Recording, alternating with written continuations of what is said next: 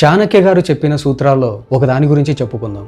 ఒక వ్యక్తి ఎప్పుడు ఇతరులతో చెప్పకూడని విషయాలు. మన దగ్గర ఉన్న డబ్బు కోల్పోయి మనం ఆర్థికంగా ఇబ్బందుల్లో ఉన్న విషయం గురించి. ఎందుకంటే డబ్బు నష్టానికి సంబంధించిన విషయాలను ఇతరులతో చెప్పడం వల్ల అది మన ఆర్థిక స్థితికి హాని కలిగించవచ్చు. ఎమోషనల్ గా మనల్ని గాయపరిచిన విషయాల గురించి, వ్యక్తిగతంగా మన సెన్సిటివ్ విషయాల గురించి ఇతరులతో షేర్ చేయకూడదు. అలాగే మన కుటుంబానికి సంబంధించిన విషయాల గురించి, ముఖ్యంగా మన కుటుంబంలో జరిగే గొడవల గురించి, మన కుటుంబంలో ఎవరైనా పొరపాట్లు చేసినా, మనల్ని ఎవరైనా మోసం చేసినా, అవమానపడ్డ సంఘటనలు ఏవైనా ఉన్నా అలాంటి వాటి గురించి కూడా రివీల్ చేయొద్దు. ఎందుకంటే కొంతమంది మన ప్రాబ్లమ్స్ విని వాటికి పరిష్కారం చెప్పడానికి బదులు మన విషయాలన్నీ తెలుసుకొని వాటికి లేనిపోనివన్నీ కలిపి పుకార్లను సృష్టిస్తారు. కొంతమంది పైకి మనకు సపోర్టివ్ గా ఉంటూనే లోపల మన చెడు కోరుకుంటారు. ఆ సమయం కోసం వాళ్ళు వెయిట్ చేస్తూ ఉంటారు. మన సెన్సిటివ్ ఇన్ఫర్మేషన్ వల్ల వాళ్ళు మనకి హాని తలపెట్టే అవకాశం ఉంది. లేనిపోని పుకార్లను సృష్టించడం వల్ల మనం సమాజంలో గౌరవాన్ని కోల్పోయి నవ్వుల పాలు అవడానికి అవకాశం ఉంది. అలాగే ఎమోషనల్ గా బ్రేక్ డౌన్ అయినప్పుడు మనది వీక్ మైండ్ సెట్ అని,